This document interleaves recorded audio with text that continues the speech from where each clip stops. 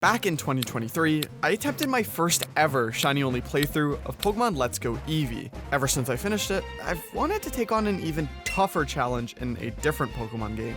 Now, I thought, what better game to try next than my favorites, Pokemon Sword and Shield, which I've spent almost 2,000 hours playing. Of course, to make things a little harder for myself, I decided I wouldn't use any methods to boost my shiny odds. This means every shiny Pokemon I find will be at the 1 in 4,096 full odds. This was one of the most time-consuming, yet absolutely unbelievable challenges I've ever done. Get ready and join me on my journey to see if I can beat Pokemon Sword by catching a full odd shiny before each gym badge.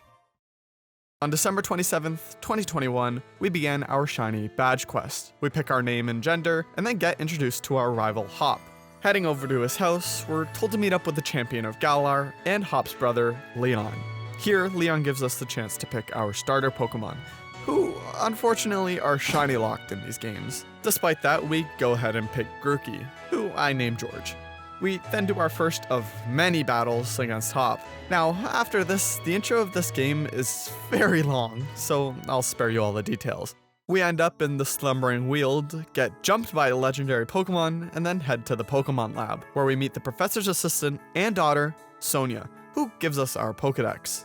From there, we're able to make our way to Route 2. We battle Hop again to get our endorsements from Leon in order to take on the gym challenge. Conveniently after, some wishing stars fall from the sky, and we unlock the ability to Dynamax our Pokemon. After quickly getting a change of clothes, we head straight to the wild area to grab a few things before starting our first shiny hunt. Now, I'm very picky with what Pokeballs I use for my shinies, and thankfully, the Watt traders here sell luxury balls for only 100 watts, the currency you get from max raid dens. After collecting enough watts, we buy our luxury balls and head into Motostoke. Here is where we'll be able to grab the most important item for any Pokemon content creator, the high-tech earbuds. These let me turn off the music so I can overlay my own music during my edits. Why'd they lock this feature behind a random NPC you'll never talk to an hour into the game? I don't know! But now we're all set to start our first shiny hunt back on Route 1. Unlike games like Let's Go, Legends Arceus, and Scarlet and Violet, shiny Pokemon in Sword and Shield don't show up in the overworld, meaning we'll have to painstakingly encounter every single Pokemon we see until we get the shiny. Most people here tend to go for something like shiny Wooloo, Rookidee, or Nickit, but I'm going a different route. When running around in the grass in these games, you can get a hidden grass encounter with an entirely new set of Pokemon.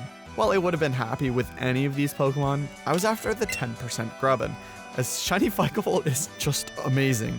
Now, you know how I mentioned I started this file back in December of 2021? Well, I sunk a ton of encounters into it for the next month. And just as soon as I started, I already found myself over odds.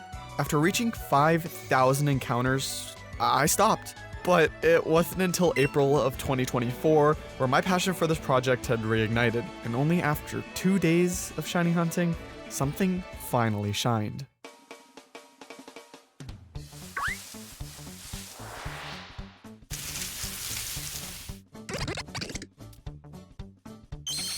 Oh, shiny Grubbin! Oh, yes! Yes! Oh my god! Oh, dude, I wasn't looking at the screen! 5,748 encounters! Oh man, that's what I wanted! About damn time, oh my goodness. Alright, let's catch this. 100% catch rate, I think, on Route 1. Oh my goodness. That's the shiny Grubbin. Oh my god. That's a shiny Grubbin out of the Pokedex. That's full odds. That's a full odd shiny. That's a shiny Grubbin. Is it marked? Okay, it's not marked. That's unfortunate. It's quirky nature. Or sorry, quiet nature. It's quiet nature. Let's send it out. Regular blip bug. Shiny Grubbin. Let's freaking go! With Grubbin in hand, we make ourselves a lot more purple first, and then level him up a bit before heading back into the wild area. After taking on some max raid battles to get some XP candies, we level him up further. From here, we can make our way back to Motostoke to go and register for the gym challenge. Here, we're able to pick the number that'll show on the back of our uniform. Of course, I chose my channel numbers, 727.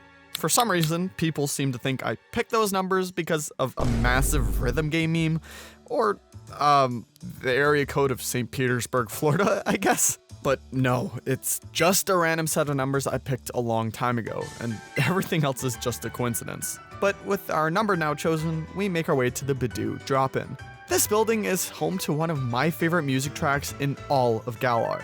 But it's too bad you'll only ever hear it in buildings you'll probably never step foot in again. In this hotel is where we meet and battle arguably the goofiest evil team ever, Team Yell. After defeating them, we meet the cause of Team Yell and our second rival, Marnie. After getting some rest, we can head back to Hammerlock Stadium to watch the opening ceremony of the gym challenge. Shortly after, Hop wants to battle us, who's a bit scary due to his flying type Rookity. As a bug type, Grubbin isn't a good matchup at all, but thankfully he somehow manages to barely survive on 1 HP. After a bit of healing, we can take out the rest of his team with no problem. From there, we can make our way through the Galar Mine, where at the end, we meet our third rival with the most banger theme ever, Bede. Unlike Hop, Bede's psychic types are actually a perfect matchup for Grubbin, letting us sweep his entire team. After leaving the cave, we get run over by a Wooloo, then evolve Grubbin into Charjabug at level 20. Just after Route 4, we'll find ourselves in Turffield, the location of our very first gym. Before that though, Sonia gives us a quick lore drop about the Darkest Day, a black storm that covered the Galar region about 3,000 years ago. Totally not foreshadowing anything important. Heading back to the gym, we get to take on the gym challenge. Here in Turffield, we have to guide a pack of Wooloo to the end of a course without losing any along the way. Completing the challenge, Milo is the gym leader we'll be up against. He specializes in grass-type Pokemon. One thing I absolutely love about Sword and Shield is the way the gym music changes throughout your battle. If your Pokemon faints, the theme becomes softer and muffled.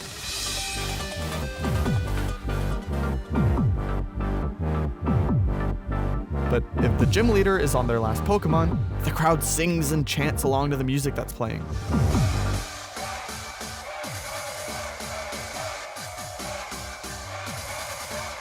Honestly, I think that just gives it so much character, and it really makes it feel like you're in a huge stadium fighting in front of thousands of people. But of course, we still actually have to fight Milo, so we Dynamax Charjabug right off the rip, and we easily take him out using only 3 max Flutterbys. This gives us our very first badge, the Grass Badge. Now, after that very lengthy early game, our second shiny hunt is thankfully right around the corner. After running into some Team Yell Grunts and taking them out, we unlock our solution to faster hunting, the Rotom Bike. Battling Hop again and defeating him, we head onto Route 5's bridge. Now, this time around, we won't actually need the Rotom Bike because we'll be doing a soft reset hunt. Where, you may ask, and for what Pokemon? Well, it actually spawns right here on this bridge, and it's an Eldegoss. Now, something you may not know is that there's a handful of Pokemon in these games that you can only encounter once. If you defeat them or run away and try and come back, you'll notice it will just never spawn again. This Eldegoss is one of those Pokemon, and surprise surprise, they can actually be shiny. This unique trait of it only ever spawning once means most people would never get the chance to shiny hunt it, and that's exactly why I wanted to do it. Now, these resets are on the longer side, so I was expecting to be here for a while. I figured if I just locked in and kept grinding, eventually I'd find— Oh my god! Shiny Eldegoss! Oh my god.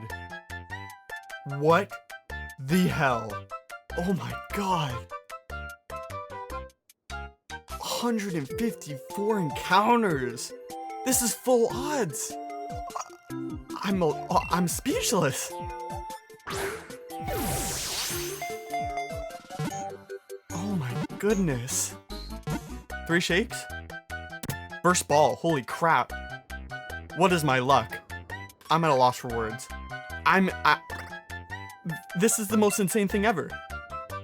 This is the fastest full odds shiny I've ever gotten in my life.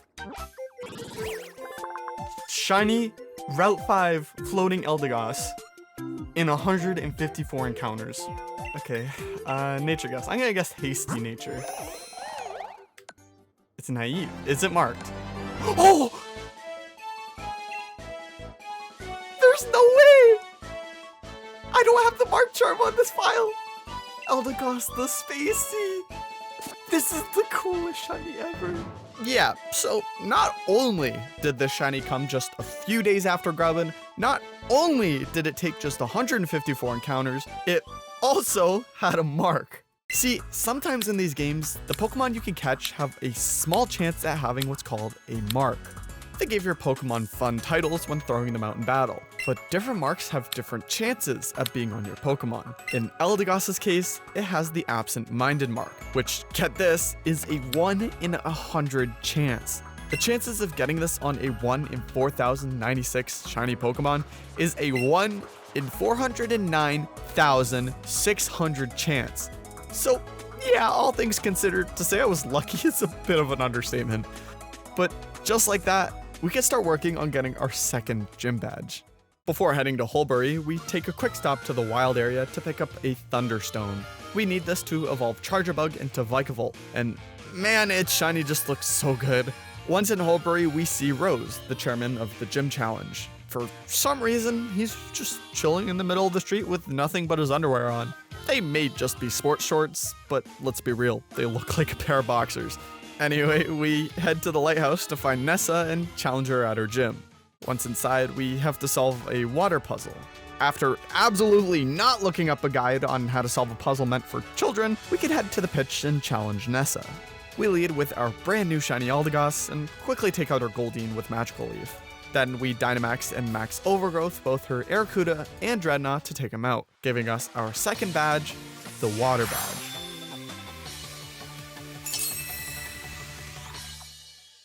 Heading out of the gym, we have a very quick and unproductive meal with Chairman Rose, then head straight into Galar Mine number 2.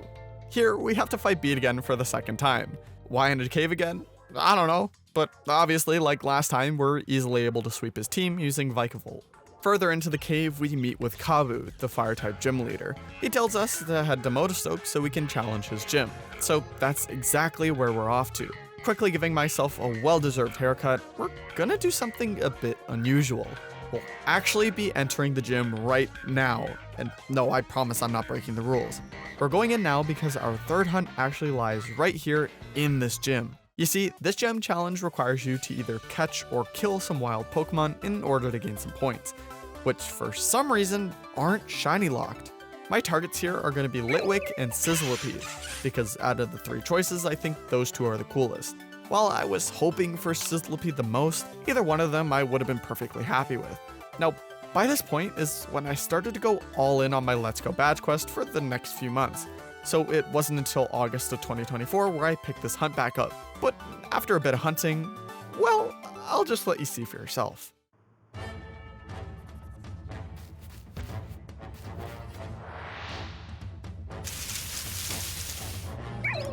Oh my god! And it's square shiny, what the heck? Hold on, pause the reaction. Just, why am I freaking out about Litwick being a square sparkle shiny?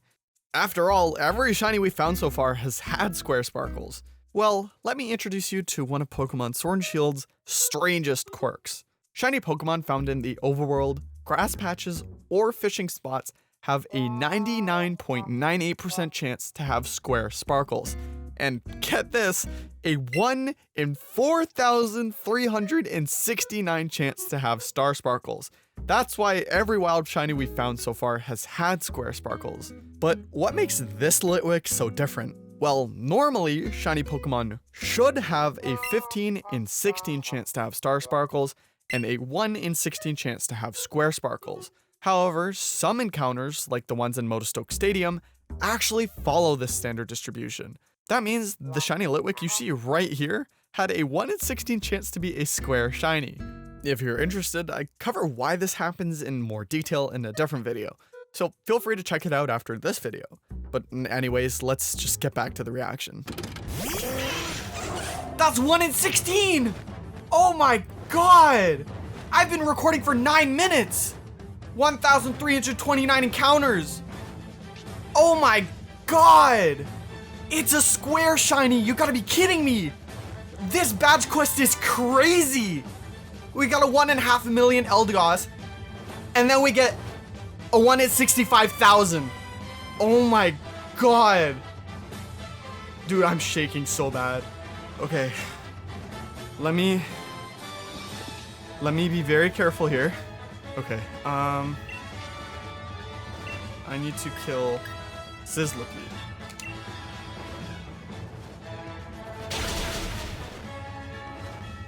Holy crap, man. I've only been reporting for 10 minutes. This thing doesn't have curse, does it? I really hope it doesn't. Oh, it has 2 Pokemon? Bruh. Goodbye, Salandit.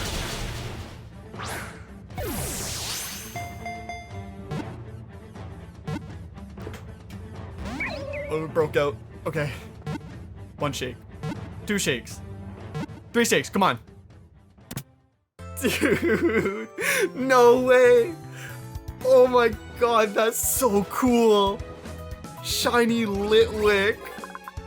Oh my god. Holy crap. You know what? I'm gonna guess pretty positive here.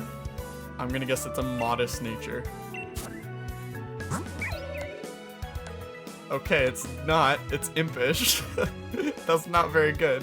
Thankfully, after catching Litwick, we can actually leave the gym and head to the wild area to do some level grinding. Despite that, our team is just horrible to fight Kabu with, so I had to get creative. Leading with Litwick, we confuse Ray the Ninetales to prevent it from hitting Litwick, and we're able to take it out with Hex. We confuse Ray Arcanine as well, but Litwick goes down to a Flame Wheel. Here we switch into Vikavolt, Dynamax him, tank a Flame Wheel, and then one-shot Arcanine with a Max Lightning. Now, Kabu sends out Centiskorch, who's our biggest problem. Somehow, Vikavolt is able to live a G-Max Centiferno on 1 HP, and hits a Max Lightning to take it down to half health. But unfortunately, Vikavolt then goes out to the Fire Spin set up by G-Max Centiferno. Now sending out the worst possible type matchup against Centiskorch in history, Eldegoss comes out. Instead of attacking though, we use it as a sacrifice to revive Litwick. Using Litwick, we confuse Centiskorch, and somehow, after lowering my accuracy by like 6 stages, Litwick is able to hit every single Hex and take out Centiskorch. With that, we earn our 3rd badge, the Fire Badge.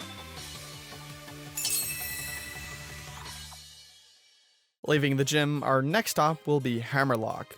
After getting there, Chairman Rose briefs us on how Galar gets its energy from Galar particles, the same stuff used to Dynamax Pokemon. He tells us to head over to the vault as well, and there we run into Raihan, the Dragon-type gym leader we'll face later in this challenge. Getting another quick lore drop from Sonia, she tells us about the legendary heroes that saved Galar from the darkest day. Leaving the vault, we make our way west to Route 6, where our 4th shiny hunt will be. Just before we head into the route though, Team Yell stops us in Hop and won't let us pass. They don't want us waking up this Silicobra, even though they are literally screaming.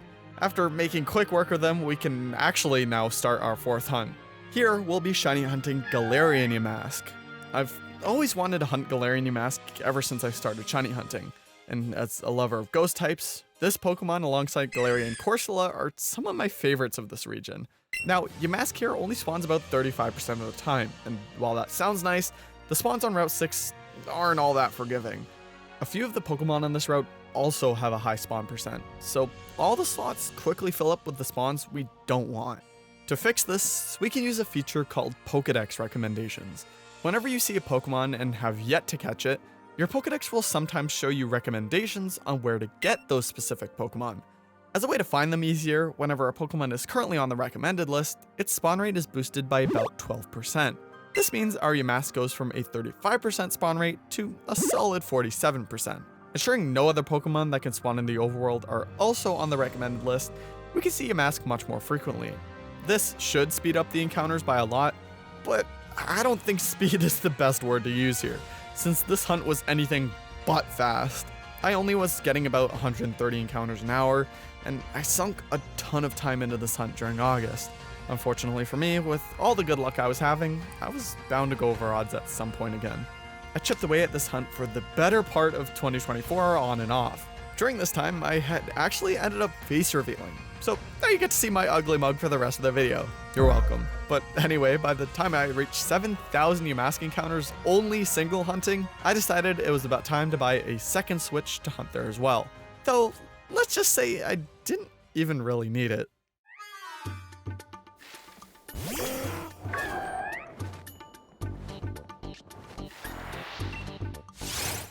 my god, shiny!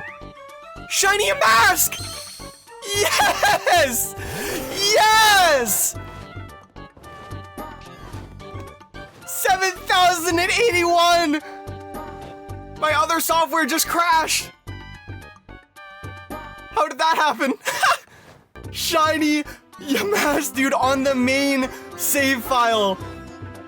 It's over, dude. Oh my god, dude. I can't believe it. I can't believe it. Let's just throw luxury ball. 7,081. One shake. It broke out. That's fine.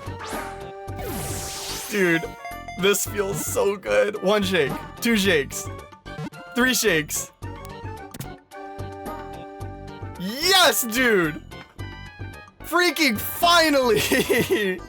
I didn't even need the second switch. That is Shiny Mask registered to the Pokedex, dude. Let's go, dude. I'm shaking so much. Hold on, look. I'm actually shaking so much. Pokedex updated. Yamask is added to my party. I'm saving the game right now. I'm saving the game right now. For the nature guess, I'm not gonna guess Rash. I'm gonna guess Naive. It's Impish. Is it marked? Oh, what is happening, dude? I don't care that it's the uncommon mark. I don't have the mark charm.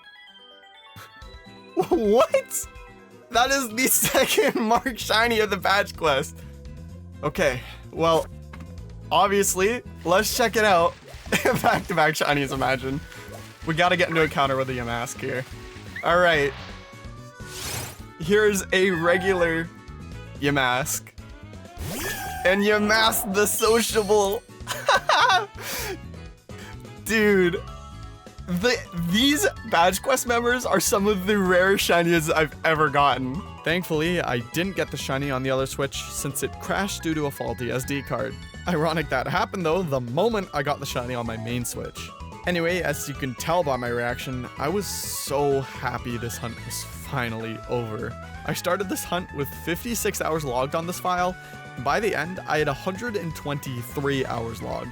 So I think my excitement was well deserved. Of course, we can't look over the fact it had the uncommon mark as well, which at a 1 in 50 chance makes this full-odd shiny Yamask a 1 in 204,800 chance. But finally, we can continue on to Stownside to take on our 4th gym. Before that though, we have to train up Yamask first. Now, as we all know, Galarian Yamask has one of the weirdest evolution methods in the entire series that honestly sounds like a playground rumor. To evolve a Galarian Yamask into Runerigus, you have to take at least 49 points of damage, excluding damage dealt from status conditions, weather, and self-inflicted damage without fainting. Then you have to walk under a specific stone arch in the Dusty Bowl, and only then it'll evolve. How anyone was supposed to figure this out before the game was data mined is beyond me. An official strategy guide released in December of 2019 does include a page on Pokemon that evolve in very unusual ways, with Runerigus listed there. But let's be honest, most people weren't gonna flip to that exact page, let alone buy the entire guide just to learn this nearly a month after the game came out. Anyway, with Runerigus now evolved, we quickly teach it the TR for Earthquake. Then we head to Stownside to fight Hop again. This battle is where we really start to see his character development shine.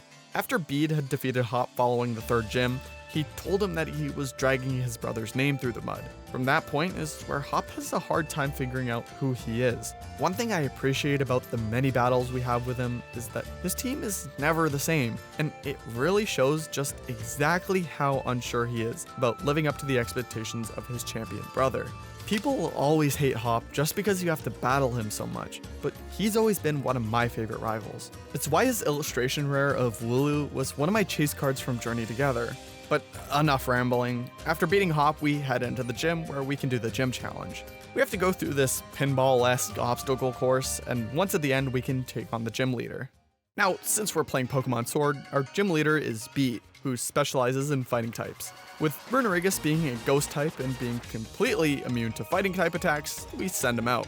Earthquaking her first 2 Pokemon to death, we then Dynamax and take out her Surfetch'd with 3 Max Quakes. It literally kept eating my attacks because it kept spamming Detect. so annoying. She then sends out Machamp and Gigantamaxes it, who ends up killing both our Runerigus and Eldegoss. Giving Litwick some time to shine, we hit it with the good old Will-O-Wisp, Confuse Ray, Fire Spin combo and take it out. Now officially at the halfway point, we earn ourselves our 4th badge, the Fighting Badge.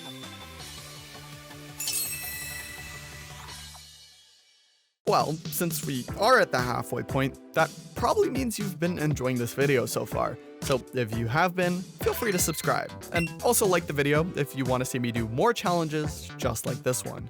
But anyway, meeting up with Sonia outside of the gym, we head to the Stow-on-Side mural. Mr. Rich Boy Bede is there trying to destroy it to get some wishing stars for the chairman, but Rose doesn't like that. Bede gets booted from the gym challenge, which, not gonna lie, he kinda deserved. After all the beating he did to the mural, it ends up collapsing, revealing that the 2 heroes who stopped the darkest day weren't humans, but Pokemon. I always wondered why they decided to cover a cool statue with a bunch of paintings in the first place. After this point, the amount of story in between gyms is next to none, so we can already move on to our next hunt. I want to quickly mention that I got my shiny mask at the end of February of 2025. Keep that in mind, because going forward, I can only describe what happens next as one of the most insane runs of full-on shinies ever. Seriously, pay attention to the dates. Now, for the next shiny hunt, this Pokemon is one I wasn't originally even planning to do, but after remembering it existed, I just knew I had to go for it. Cufant is that Pokemon, and since I've avoided the wild area for most of this challenge, I figured this was the perfect time to hunt there. It's a Pokemon I haven't ever really seen used, so I felt really motivated to shiny hunt it. Using a Pokemon with the ability Magnet Pull, we can increase the spawn rate of steel types by 50%, bringing Cufant's measly 5% spawn rate up to 55%. Also using Pokédex recommendations, we can bring it up further to about 67%. Now, after your mask, I was a bit scared with how long this Cufant was going to take, but thankfully that second switch sped up the process by a lot. Now let's see if it even paid off.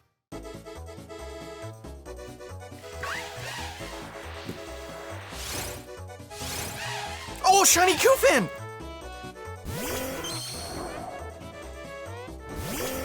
Whoa!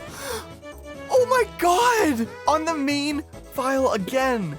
My camera's not on. 1,671? Are you kidding me?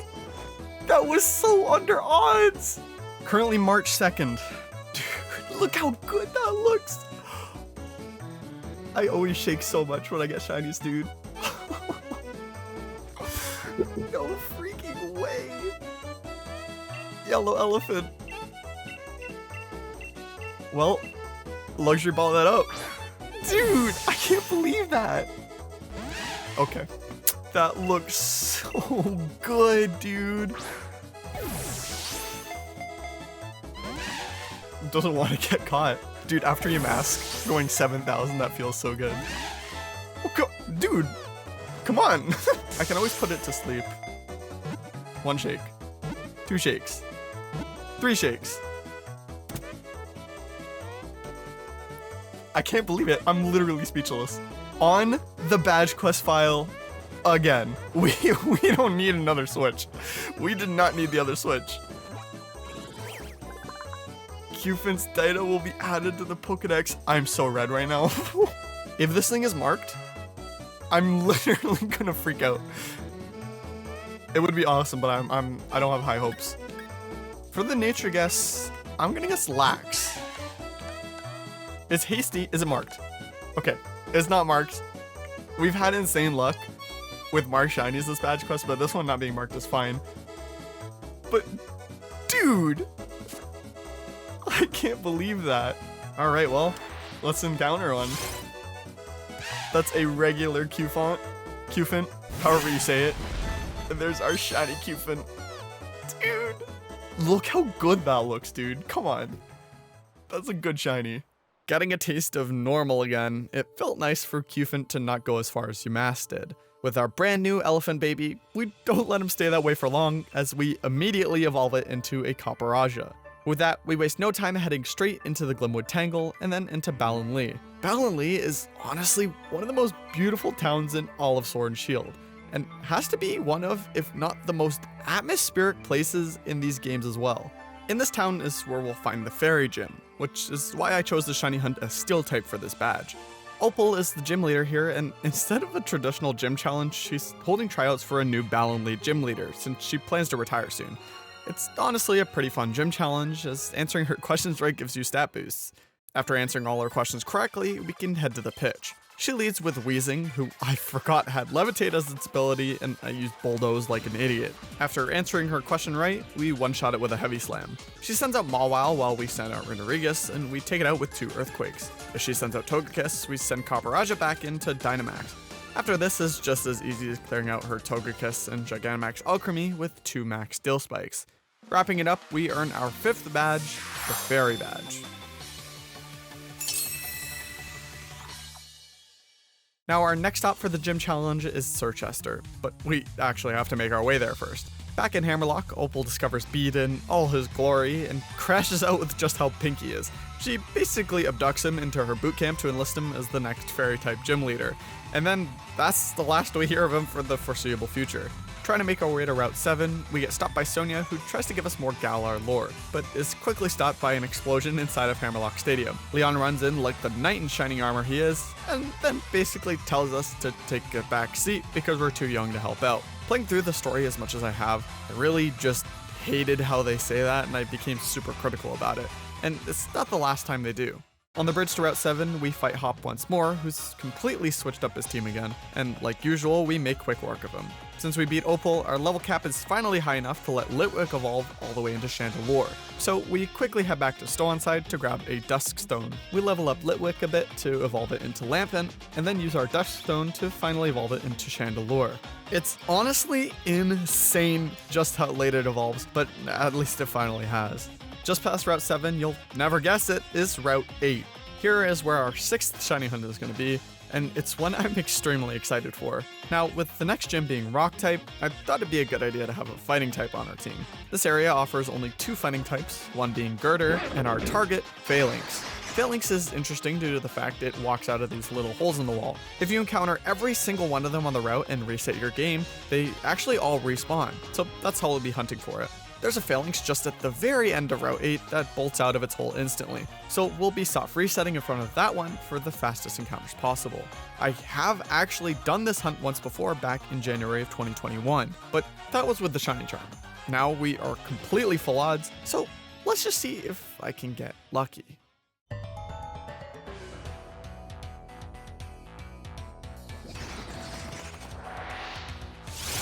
Shiny Phalanx! Yes! Oh my god! What? 1040, dude! On the other Switch this time. Oh my god, my heart, dude. 1040 only. So, there's a big problem. And that's the fact that Phalanx is very hard to catch. And I only have 20 luxury balls. So that's fun. Let's see if we can catch it. Oh my god, dude. 1 shake. 2 shakes. 3 shakes? What? First ball is insane. Shout out to the random team that I got over here. I don't even know what's in it. Phalanx data will be added to the Pokedex, dude. I can move on already, man. What is with me getting shinies at like 1 in the morning? For the nature guess, I'm gonna guess Rash. Let's go Rash. It's Bashful. Okay, it was a neutral nature. Is it marked? Not marked, but that's fine, dude. There's a normal Phalanx. And here's our shiny Phalanx, dude. Wow. Oh my god. Well, I'm really excited to keep moving on. This Phalanx was literally the day after we got Cufant. Or Well, kind of. It was just after midnight, but the point still stands. I literally only did one hunting session for it, and this time around the second switch actually pulls through and gets us a shiny. Just like that, we can start training up our team for the next gym. Now, Phalanx didn't have any great fighting type moves, so I grabbed the TR for close combat. Now, after definitely not spending 2.5 hours grinding pickup encounters for 2 PP ups, despite there being a PP max available right after the next gym, we make our way to Sirchester. Now, this gym has arguably one of the worst gym challenges out there. Its entire gimmick is that it relies on the haptic feedback of your controller, so it stops you from falling into pits. But I don't play with controller vibrations on. Even after turning it on, the vibrations are so utterly unclear that even by taking your time, you're guaranteed to fall into one of the pits. Don't get me started on the last floor either. I also always just thought these random speech bubbles were some random person, but apparently it's the gym leader talking to you. Anyways, after enduring literal torture, we can face Gordy, this gym's gym leader. He leads with Barbarical and we lead with Phalanx, setting up a no retreat while he sets up a shell smash. Thankfully though, it doesn't matter and we take it out with a single close combat. After that, we Dynamax Phalanx and hit his Stonejourner with a max knuckle. But unfortunately, because it was so tanky, we can't one-shot it and Phalanx goes down. Thankfully, steel types are also good against rock types, so Carparaja comes out and makes quick work of his Stonejourner and his Shuckle. For his Gigantamax Colossal, we send out Renorigus, who hits both an Earthquake and a Shadow Claw to wrap things up. With that, we now have our 6th badge, the Rock Badge. Leaving the gym like normal, Sonia asks if we can meet her at the local restaurant so we can talk more about the legends of Galar. For some reason, there's a very important historical tapestry just sitting in a random restaurant, which gives us some more hints as to where to find the legends of Galar. Heading to the hero's bath, we once again have to fight Hop, who, as you guessed it, switches up his team once more, with a Pincurchin this time for some reason. After this, we're all done with what Sirchester has to offer, so we head back down south to Route 9. We once again run into our Rotom bike friend, who we need to save from some Team Yellgrunts. Once we do, he rewards us with an upgrade to our bike that lets us ride on water, which is perfect for our next shiny hunt. Now, where we'll be hunting next isn't actually in front of us, but back somewhere we've already been, being Route 2. After getting the water upgrade, there's a massive lake here that spawns Arrokuda and Barraskewda. Being amazing purple shinies, I just knew I had to hunt them. Arrokuda has a 70% spawn rate here, and using Dex recommendations, we can boost that to about 82%. I was also a bit concerned I'd run into a Brilliant Aura shiny. Since I defeated an Arrokuda before, they had the chance to spawn with a Brilliant Aura. These Brilliant Aura shinies have a 1 in 2,048 chance to be shiny, which obviously isn't full odds and would invalidate the shiny for my challenge. But despite that, I cracked on with the hunt anyways. For some context before we start, while I was hunting, I was also watching fellow content creator Scarecrow Sketch on Twitch. Now, if you don't know, Twitch has a feature called a hype train. Basically, when enough people subscribe or donate bits in a short amount of time, a hype train kicks off. But what Sketch got wasn't just any hype train. He got a golden Kappa hype train. This is an insanely rare version of the hype train where instead of the emotes you can unlock from a normal hype train, people unlock the golden Kappa emote for 24 hours. Think of it like a shiny Pokemon, but like for Twitch. And while that was happening, something insane happened.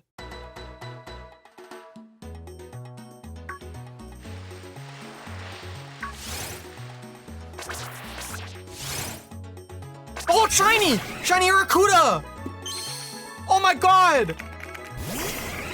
I got a Pokemon shot! Whoa, really? JFlash? During Scarecrow Sketch's golden Kappa train? What? Oh my god, dude. I'm shaking so much. This is so insane, dude. On the badge quest file. What is happening, dude? Oh my god, I have to include that in the video because that is probably some of the most insane stuff to ever happen. 1,116, dude. Oh my god, look at me. I'm shaking. Let's catch it, dude. Wow. One more member to go. 1 shake, 2 shakes. Broke out. 1 shake, 2 shakes, 3 shakes, come on. Yeah. Wow. I really hope that wasn't Brilliant Aura because if it was, this doesn't count. Pokedex updated. Add to your party. If this is brilliant or I'm gonna be so upset. Okay, it wasn't. It was full odds. I was not paying attention, but it was full odds, dude. Let's freaking go. I'm gonna guess timid nature. It is Lax. Shout out Blue Vector. Is it marked? It's not marked, but that's okay. And let's do an encounter here with a Barraskewda. That's our regular Barraskewda. And our shiny Arrokuda, dude. One more member to go, and this has probably been the craziest reign of full-on shinies I've ever had, dude. 2 weeks, we get 4 full-on shinies. What is happening? Oh my god. That's insane. That luck goes crazy. Congratulations. Subscribe to JFlash. You heard the man. Do it. Of course, being our 7th member, we have to box one of our team members. So it's time to say goodbye to the GOAT, Vikavolt. Well, with our 7th shiny in our party, there's nothing we have to tend to before the 7th gym badge, besides leveling up our Pokemon. We evolve Arrokuda into Barraskewda, and then head over to Spikemuth, where we see the entrance is completely shut. Marnie is able to show us another way in, but only after defeating her in a battle. This gym challenge is a bit underwhelming, as all it is a battle onslaught against a ton of Team Yellgrunts. But after defeating them all, we get to the end where we meet Piers, Marnie's brother, gym leader, and Dark-type specialist. Just listen to his captivating singing.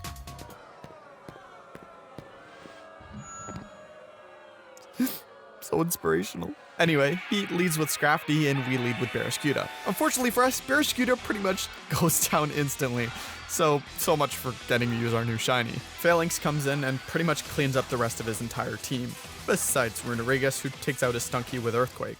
With only one more badge to go, we claim our 7th badge, the Dark Badge. Now, before we get to our final hunt of this badge quest, we see some commotion happening out near Route 7. Turns out, Pokemon have been Dynamaxing uncontrollably. So, of course, Leon tells us we're not old enough to deal with this and handles it himself. After heading back to Hammerlock, we meet up with both Sonia and Leon, and then again are told to let the adults handle things while we focus on the gym challenge. Man, I love these games, but I really hate that plot point. With the final gym now looming right in front of us, we have to figure out what our final shiny Pokemon will be. As we know, Raihan is the gym leader here, and he uses dragon types. Originally, I was gonna go for Galarian Weezing for its fairy typing as my final member, but I couldn't pass on the opportunity to do something cooler. We're gonna be visiting an old friend for our final hunt, Route 6. Here, just up further on the route, we can actually combine fossils to get the 4 Galarian fossil Pokemon. Out of the 4, I decided to do Arctozolt, since A, he's my favorite of the 4, and B, everyone always shiny hunts Dracovish, so I wanted to do something different. Now, I could have just booted up my other 2 main files and shiny hunted Arctozolt there, since gift Pokemon in these games are locked to the 1 in 4096 shiny odds, even if you have the shiny charm. But no, I wanted to do them in my badge quest files. This meant trading Pokemon holding fossils between my games for the better part of 5 hours to get them on my badge quest files. During this setup though, I discovered something even rarer than a shiny Pokemon.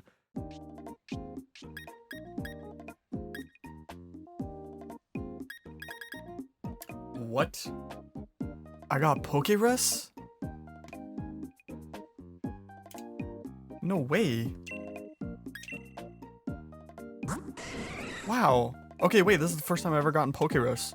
Pokerus is one of the rarest mechanics in Pokemon, with only a 1 in 21,845 chance of catching it after a wild Pokemon battle. I had to have found this Pokerus sometime while hunting Arrokuda, as by the time I caught it, it wasn't cured yet, which can take any time between 1 to 4 days. While ultimately useless, I thought it was super cool that I got something 5 times rarer than a shiny Pokemon in a shiny only playthrough.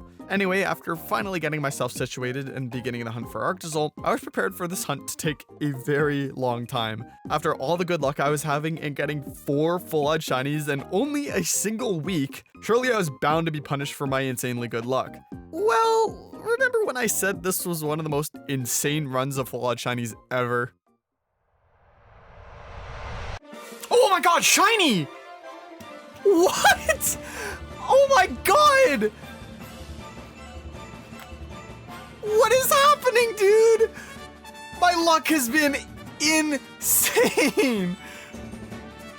680, really? Wow.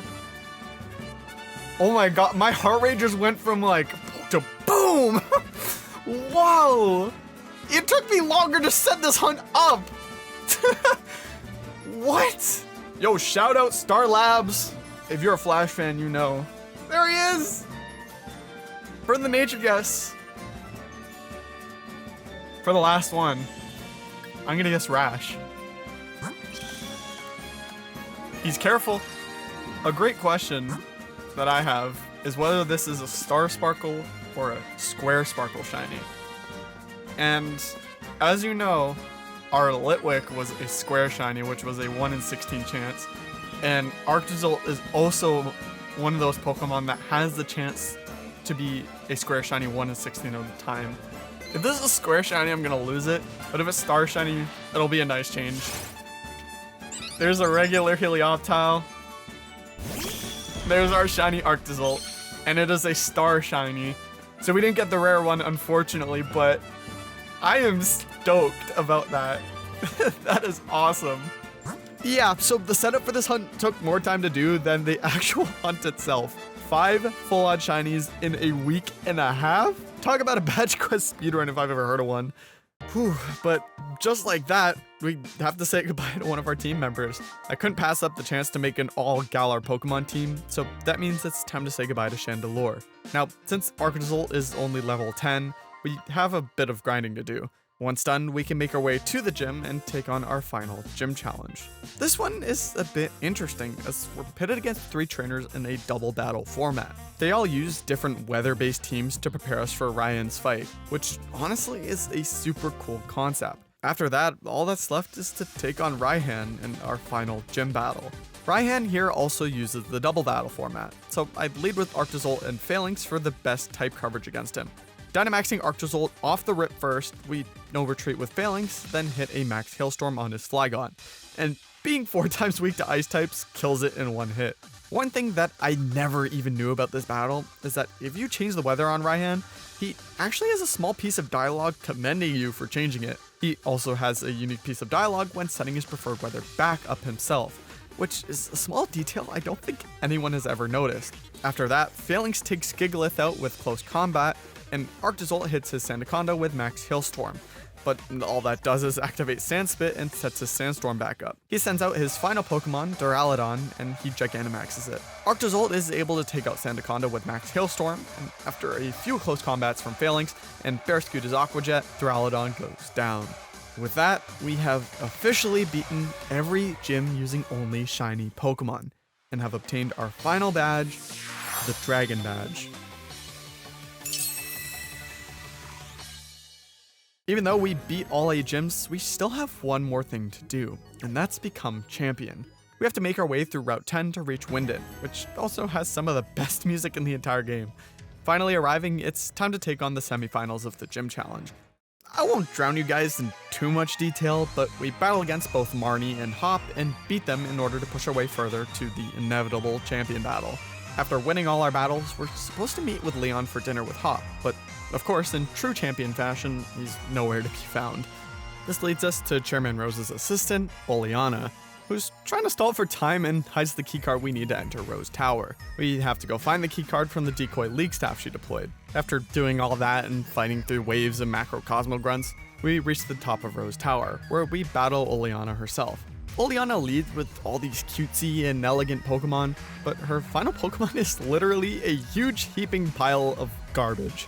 It's a great way to show that while she may be the well-put-together assistant on the outside, she really is just holding all this negative baggage that can't be seen. Once she's dealt with, we finally find Leon, who's been busy dealing with Chairman Rose this entire time. After grabbing Leon and getting everything sorted, we can take on the finals. The finals work a little differently than the semis. Instead of just battling gym challengers, we face off against the gym leaders in a bracket. Our first battle, though, isn't planned at all, but it's against the one and only Bede. Finally, getting into the actual battles now, we fight against Nessa, Bee, and Raihan. Again, sparing the details, we defeat all of them, with Bee giving me the most problems. With all that done, we can face off against the champion. But not yet. As Chairman Rose reveals, he's bringing upon the darkest day once again. He believes Galar is heading towards an energy crisis in the future, so the only way to fix it is by starting the darkest day. Well, we gotta stop him, so we head to the Slumbering Weald to pick up the rusted sword and shield. From there, we head to the energy plant to fight Rose. We battle and take him down pretty easily, but we need to go help Leon take down Eternatus as well. This fight is one I'll always remember fondly from my first time beating the game. Everything is just so big and cool. There's also the apparitions of all the previous locations of your journey in the sky, which shows you just exactly how far you've come. With the help of Zacian and Zamazenta, we're able to bring it down and catch it in a snazzy beast ball, officially stopping the darkest day. With that now all out of the way, the match against Leon can finally happen. Now, I could have leveled up my Pokemon even more to make this fight a little easier, but I wanted a challenge. Having my Pokemon 10 levels lower than Leon's Pokemon really made me have to strategize here, and it made it so much more fun. I'd absolutely recommend doing this in your next playthrough. Starting the match, Leon leads with JFlash, and we lead with Runerigus. I go for Will-O-Wisp, landing the burn as he uses King's Shield. On the next turn, JFlash hits me with a Shadow Ball, dropping me all the way down to 1 HP. But thanks to the Focus Sash I had put on before the battle, I barely hung on. The burn I set up didn't end up mattering though, as Slash goes down to a single Earthquake. Next, Leon sends in Seismitoad, so I swap to Eldegoss. I set up Cotton Guard twice, maxing out my defense, but Seismitoad poisons me with Toxic. Since Seismitoad is 4 times weak to grass, it gets deleted by a Leaf Storm easily. As he sends in Cinderace next, we put it to sleep with Sing, then switch back to Barraskewda. Using Liquidation, we take Cinderace down to yellow health, but that only causes Leon to burn his full restore. Since we easily outspeed, we take it out with another Aqua Jet and Liquidation. Leon sends out Dragapult next, and I follow up with Phalanx and use No Retreat, getting ready for a sweep.